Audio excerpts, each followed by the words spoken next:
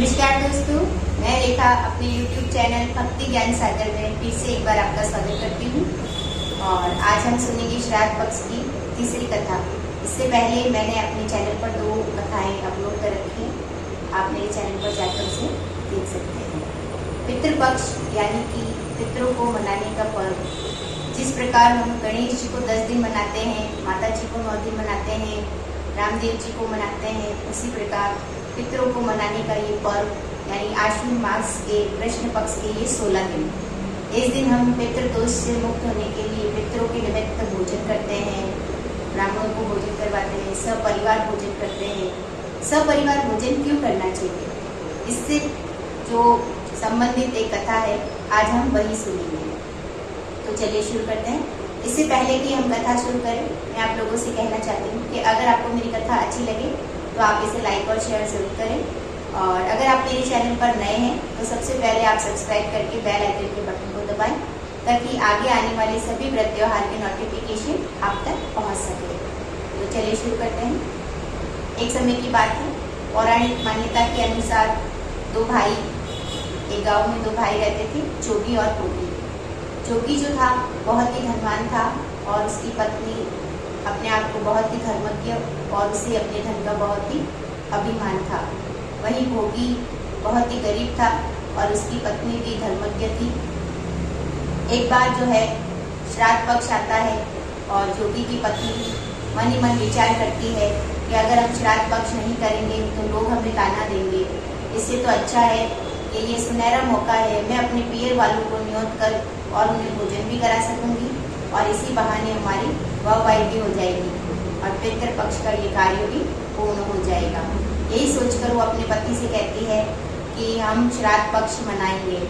तो पति कहता है कि तुम्हारा तो इतना सामर्थ्य ही नहीं है कि तुम इतना सारा भोजन कैसे बनाओगी। तब जोगी की पत्नी कहती है कि आप चिंता मत करो, मैं भोगी की पत्नी को बुला लूंगी, हम दोनों मिलकर सारी व्यवस्था संभाल लेंगे। वहीं भोगी की पत्नी को बुलावा भेजा जाता है और वो आ भी जाती है। दोनों देरानियां जेठानियां मिलकर सरस भोजन बनाती है और संपूर्ण तैयारियां होने के बाद भोगी की पत्नी कहती है कि अब मैं अपने घर जाऊंगी और मुझे भी अपने घर की तैयारियां करनी है। जोगी की पत्नी उसे बिना रोके जाने देती है, ना तो उसे कुछ देती है ना खिलाती है।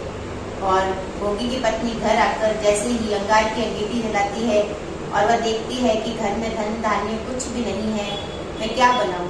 उदास मन से वह जाकर बैठ जाती है। और यही संध्या काल के समय जब पितृगण नीचे आते हैं तो सबसे पहले जो है जोगी के घर जाते हैं और जोगी के घर जाकर वह देखते हैं कि जोगी की पत्नी अपने पियर वालों को जो है भोजन करा रही है और उनके निमित्त तो उन्होंने कुछ निकाला ही नहीं है। दुखी होकर वह भोगी के घर जाते हैं और जाकर देखते हैं कि भोगी के घर तो अन्न का एक दाना भी नहीं है और अंगीठी की राख पड़ी है और उसी राख को जो है भोजन समझकर चाट लेते हैं। और इसके पश्चात सभी पितृगण जो है गंगा की घाट पर एकत्रित होते हैं और आपस में वार्तालाप करने लगते हैं। आपस में वार्तालाप करते समय सभी एक दूसरे से कहते हैं कि आज तुम्हें क्या खाने को मिला, आज तुम क्या क्या खा के आए हो, आज हमने ये खाया है। ऐसे करके सभी आपस में बातें कर रहे होते हैं।